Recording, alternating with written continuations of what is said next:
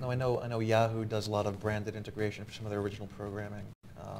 Yeah, we've been, very active in the branded content space because advertisers and brands know that we have a huge audience, and we can guarantee millions and millions of streams. So they want to be aligned with our content, and for us, that's been a really successful way to fund the projects that we want to do and the storytelling that we want to do.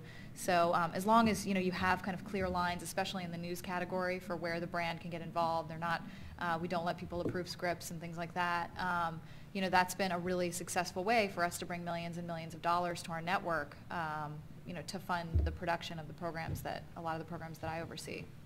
Mark, is that a challenge? Can you have brands, sponsor a program either with integration or to kind of, surround a program? Is there an opportunity there?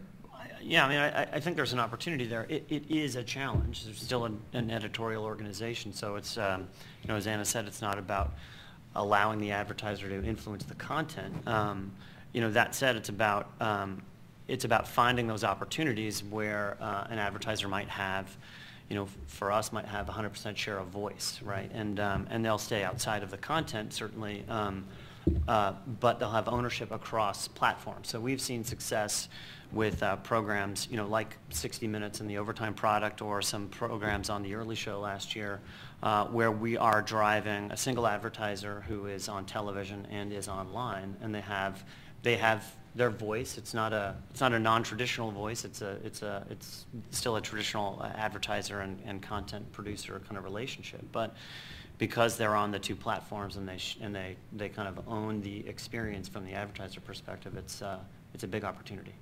Sure. Does anyone else have thoughts on that? From an editorial perspective, I'm in the newsroom. I am an editor, but I also can have conversations with our advertising staff and with advertisers about how we can integrate.